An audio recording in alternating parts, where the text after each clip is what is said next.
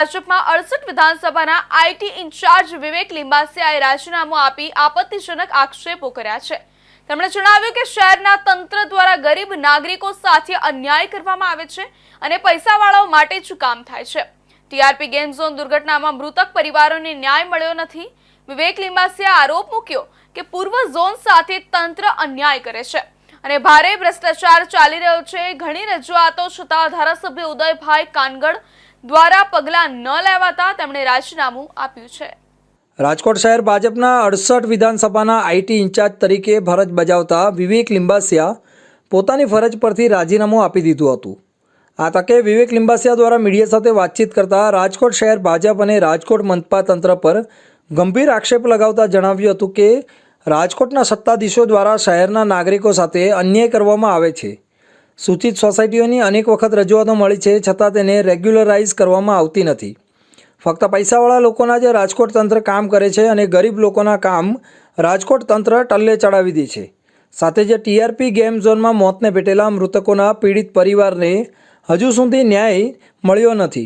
તેમજ રાજકોટ પશ્ચિમની સરખામણીએ વાત કરીએ તો પૂર્વ ઝોનની સાથે રાજકોટ તંત્ર અન્યાય અને ગેરરીતિ આચરે છે। તેમજ રાજકોટ તંત્રમાં અનહદ ભ્રષ્ટાચાર થઈ રહ્યો છે।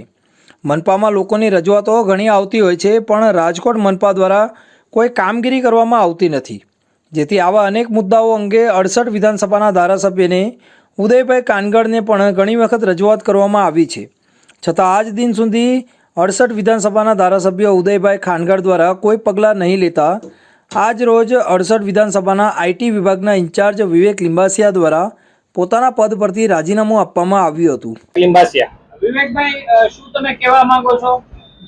હું આજે ભારતીય જનતા પાર્ટીના વિધાનસભા 68 ના આઈટી ના સહ ઇન્ચાર્જ તરીકેથી રાજીનામું આપવા માંગુ છું। મારા રાજીનામુંના 12 મુખ્ય કારણો છે। રાજકોટ મહાનગરપાલિકામાં જે નાગરિકો છે, નાગરિકોના પ્રાણ પ્રશ્નો છે। એ પ્રાણ પ્રશ્નો મુજબ રાજકોટમાં બાંધકામ પ્લાન હોય કે રાજકોટમાં મકાન વપરાશ અંગેના પ્રમાણપત્રો હોય, એ અરજીઓનો સમયસર નિકાલ થતો નથી। રાજકોટનો પહેલો અને મુખ્ય પ્રશ્ન સૂચિત સોસાયટી રેગ્યુલરાઇઝ કરવાનો છે। એ સૂચિત સોસાયટી રેગ્યુલાઇઝ કરવાના 4-5 વર્ષથી જે પેન્ડિંગ કામો છે, ત્યાર પછી તે સૂચિત સોસાયટીમાં સામાન્ય નાગરિકો રહે છે, એ જ્યારે પોતાનું જર્જરિત થયેલું મકાન રિનોવેટ કરે ત્યારે એમને નોટિસો આપવામાં આવે છે અને દંડ ફટકારવામાં આવે છે। રાજકોટ મહાનગરપાલિકા એ વેરામાં જે રીતે વધારો કર્યો, 2 થી 3 ગણો વેરામાં વધારો કર્યો, વ્યવસાય વેરો હોય કે પર્યાવરણ અંગેનો વેરો હોય, ત્યાર પછી રાજકોટમાં જે રીતે ટીઆરપી ગેમ ઝોન કાંડ થયું, એ ટીઆરપી ગેમ ઝોન અંગેની સુભાષ ત્રિવેદીની અધ્યક્ષતાવાળી સ્પેશિયલ ઇન્વેસ્ટિગેશન ટીમ નો રિપોર્ટ આજ દિન સુધી રાજકોટના નાગરિકો સમક્ષ મૂકવામાં આવ્યો નથી। ત્યાર પછીનો એક મુખ્ય વિષય આપ સૌના ધ્યાનમાં મૂકવા માંગુ છું કે કોઈ પણ નાગરિક રાજકોટ મહાનગરપાલિકા કે કોઈ સરકારી કચેરીઓમાં જાય ત્યારે એક બેનર હોય છે કે નાગરિકો કર્મચારીઓ સાથે ગેરવર્તણૂક કરે તો એના ઉપર કેવા કેવા કાયદાઓ લગાવવામાં આવે, પણ Gujarat right to citizen charter 1 મુજબ નાગરિકોને એની અરજીઓનો નિકાલ કરવાનો કોઈ બોર્ડ કે બેનર રાજકોટ મહાનગરપાલિકાના કોઈ પણ ઝોનમાં લગાવવામાં આવતું નથી। હું ઉપલા કાંઠા વિસ્તારમાંથી આવું છું, ત્યારે ઉપલા કાંઠાના મુખ્ય પ્રાણ પ્રશ્નો એ છે કે રાજકોટ મહાનગરપાલિકા એ પૂર્વ ઝોન અને સાઉથ ઝોન સાથે જે રીતે અન્યાય કરી રહી છે, રાજકોટના પશ્ચિમ ઝોનમાં સ્પોર્ટ કોમ્પ્લેક્સ હોય, રાજકોટના પશ્ચિમ ઝોનમાં શ્રી રામ બીચ નીચે જે રીતે ગેમ ઝોન હોય, પણ પૂર્વ ઝોનમાં એ કોઈ પણ પ્રકારની વિકાસ કાર્યો કે સવલતો આપવામાં આવતી નથી।